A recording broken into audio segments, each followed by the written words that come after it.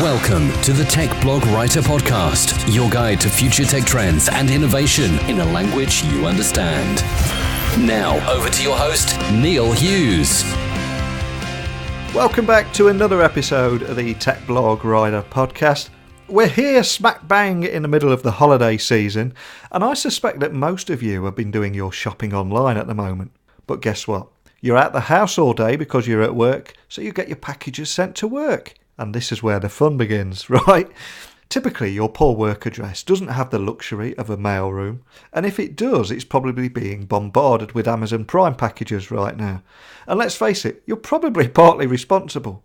But wait a minute, it doesn't have to be this way. I recently came across a really cool company that has an even cooler story behind it. It involves a company called Envoy that solves the parcel problem with an app that allows whoever is receiving a package at the front desk to snap that picture of the label and then automatically email the recipient and send them daily reminders to come and collect it. And some of the people that have worked with Envoy include the teams at Slack, Box, GitHub and Mindspace, to name but a few. And all of this is the brainchild of a guy called Larry Gadir, who worked at Google at 19 before moving on to Twitter and is now enjoying his own startup journey. So buckle up and hold on tight, because I want to beam your ears all the way to San Francisco so we can speak with Larry Gadir from Envoy. So a massive warm welcome to the show, Larry. Can you tell me a little about who you are and what you do? Hey, thanks for having me, Neil. So I'm the CEO and founder of Envoy. Envoy is a company that's kind of making your office place be kind of in the future.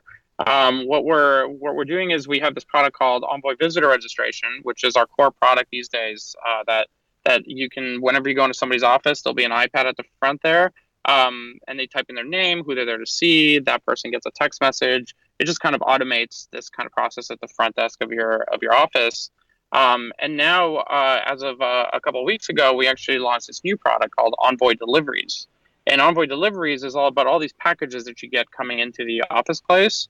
And it usually goes into this big pile, this mountain of boxes, all these Amazon orders, and who knows what kind of orders are coming in. And we just basically, we make it easy for the front desk people to register those, and then our software will just automatically remind people, hey, pick up your package, it's been here for a week, that kind of thing. I was reading about Envoy Deliveries earlier this week, and I believe that, like you said there, it's attempting to build the office of the future by automating away all those mundane workplace management tasks like receiving, sorting, and dispensing that myriad of packages that are sent through our offices, especially at this time of year as well. Yeah, absolutely. This is why we timed it this way. Yeah.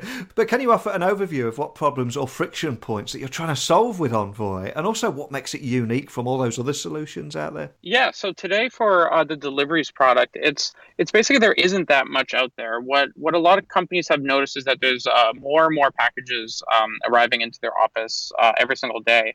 And it's because online shopping, of course, as we all know, is just growing tremendously. So what they used to do in the past is basically these boxes would come in, and then they'd put it in this mountain of these boxes before.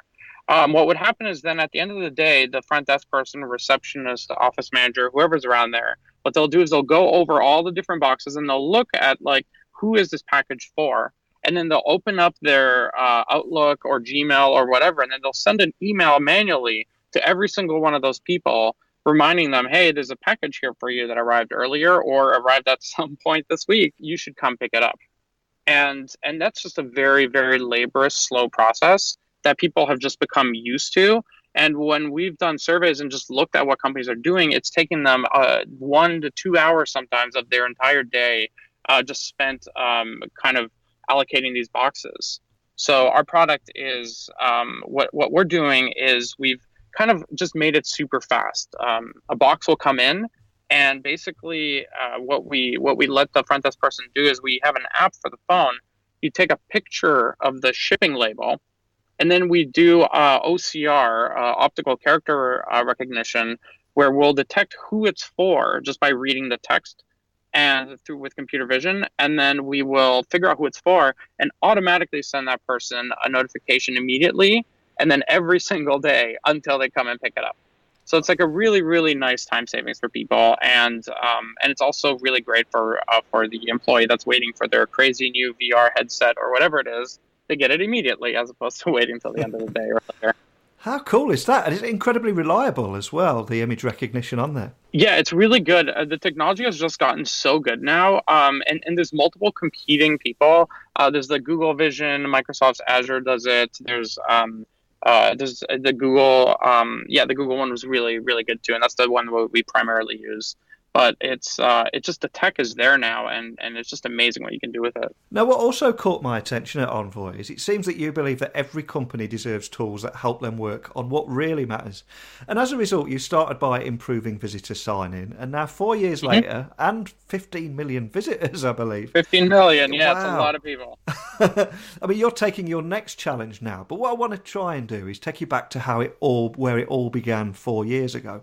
I mean, what was your inspiration for the company? And also the story behind how you evolved and pivoted along the way. Yeah, so this company, was started about 4 years ago, and it really just came. I used to work at Twitter in like 2009 to 2012, and in that time, I saw the company grow really, really quickly, and I was having all the classic problems that anybody would in an office. Like I had all these visitors coming in, and like nobody would be at the front desk sometimes.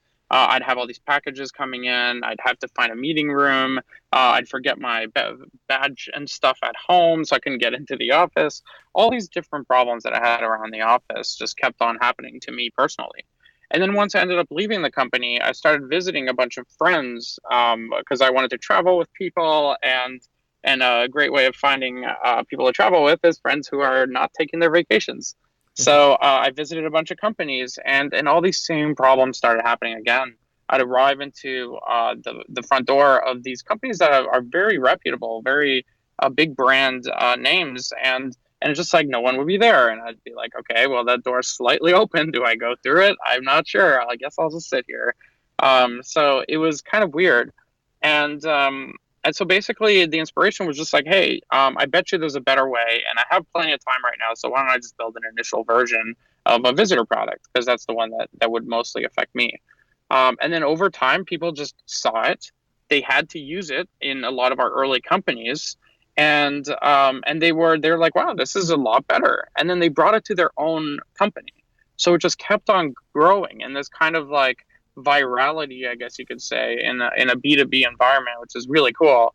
And it just kept on growing just based on people actually liking it and using a product that's designed for the visitor as opposed to a product that's like designed for like IT or facilities. And don't get me wrong, it's still a wonderful interface for everyone involved. But that visitor experience really was important and is important in kind of getting your product out there and just impacting more people. Now, I did see a video recently discussing what you mentioned a few moments ago, where simply snapping a photo with any smartphone enables Envoy Deliveries to read that shipping label, log the package into an inventory, and like you said, automatically notify the recipient that they have a delivery to pick up.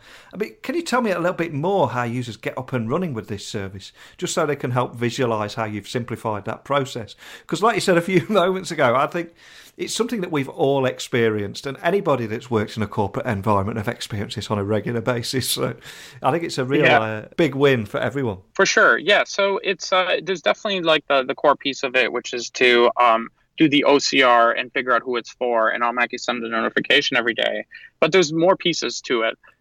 We also integrate with people's, a lot of time you need to know who to send it to, like who can we even send it to?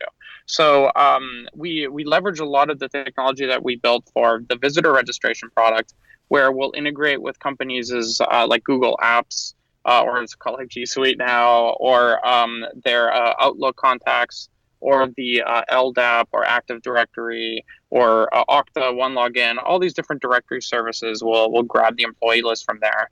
And then another piece we do to kind of just simplify, a lot of people have kind of like, if they have a really long name, sometimes they'll like shorten it. Like you'll have like the Williams that go down to Bill.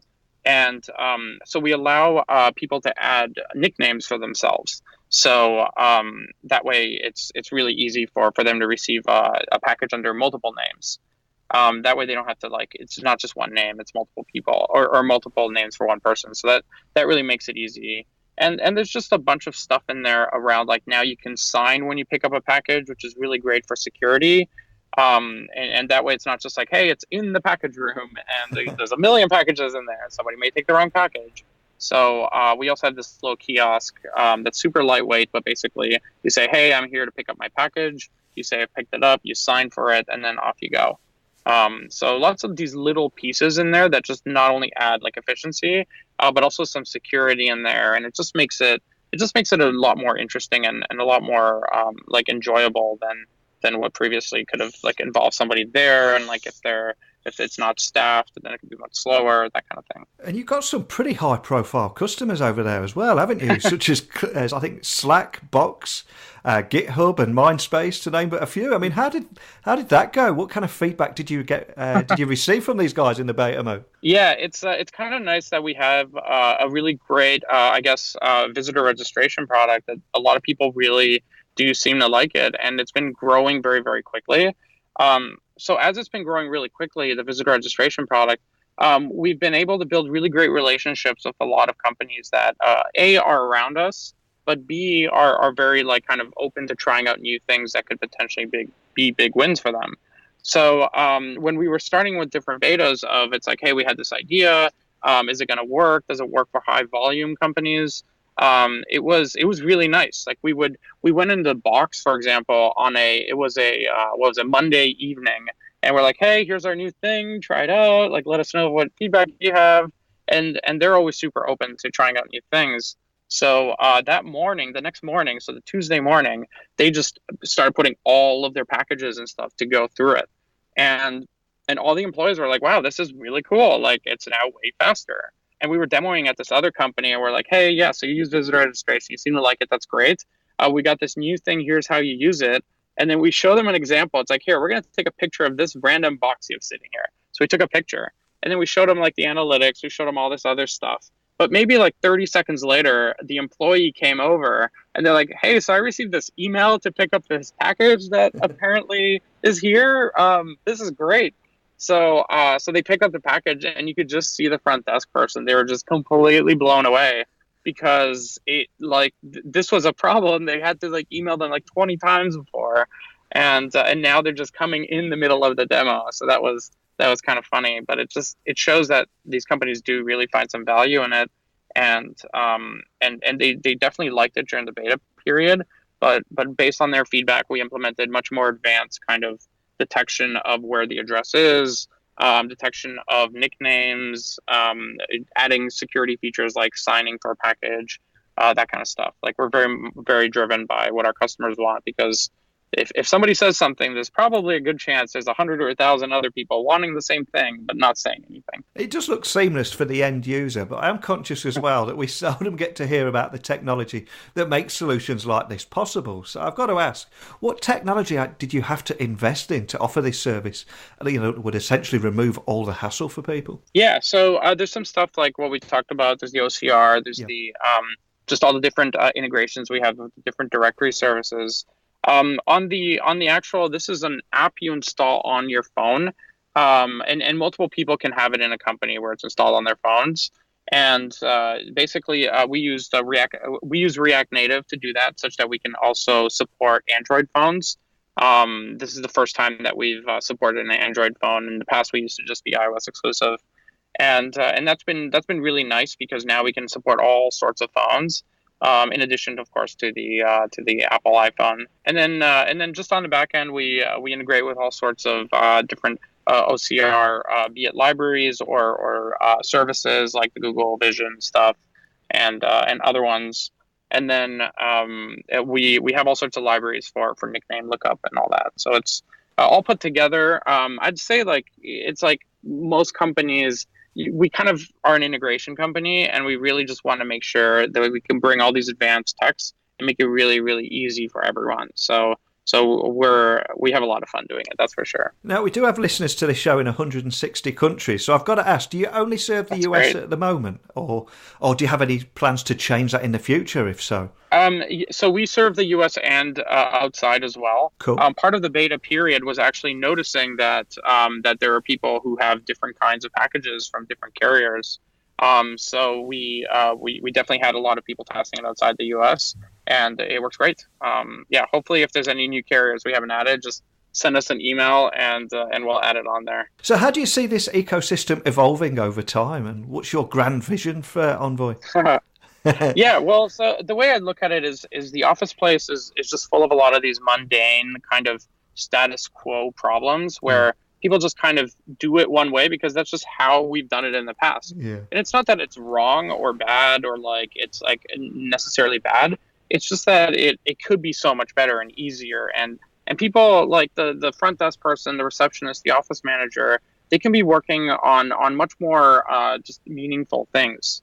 So what we see ourselves as doing is kind of creating this almost, we're still trying to come up with the right name for it, but it's almost this like office OS where all of these things like your visitor registration, your delivery registration, managing meeting rooms, managing the doors in the office, figuring out where people physically are as opposed to where they should be sitting, or just personalizing things like your coffee machine. It should automatically know the settings when you walk up to it.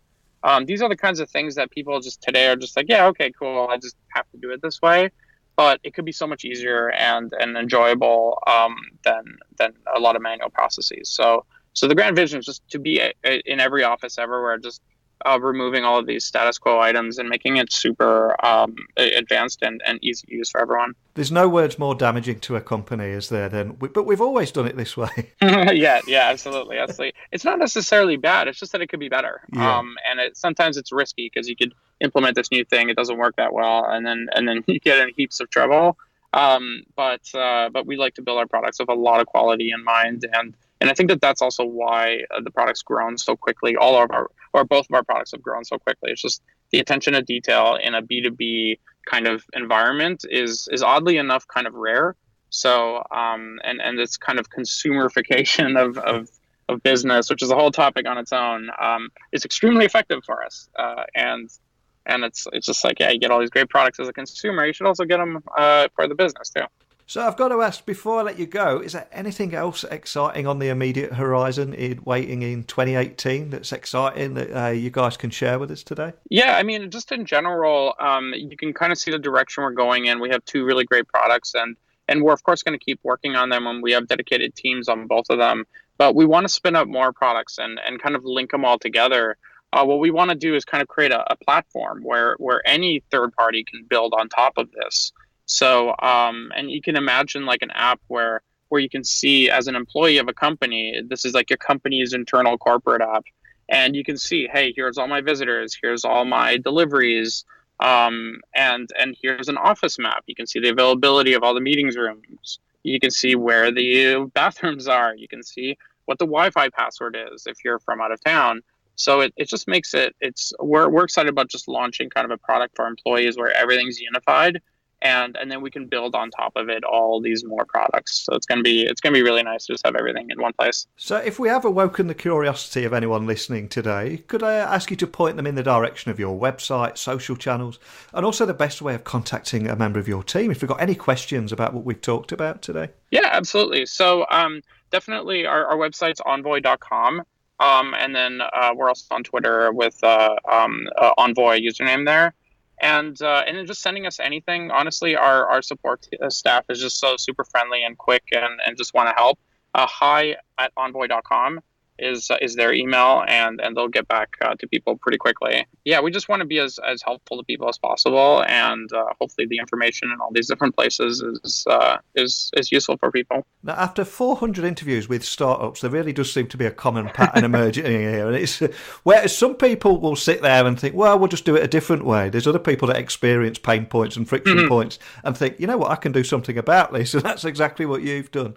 So I applaud you for that, my friend, and for coming on and sharing your story. Thank you. Absolutely. Thanks for having me. And yeah, definitely keep encouraging people to build new things. There's a lot of stuff that's been built out there, but so much is still waiting to be built. And it's going to take some risks, and a lot of people are going to fail. But if they keep on trying, they'll come up with some really great things. Thanks. I love Larry's story, and I think it really is a textbook startup story that shows you the power of the pivot too.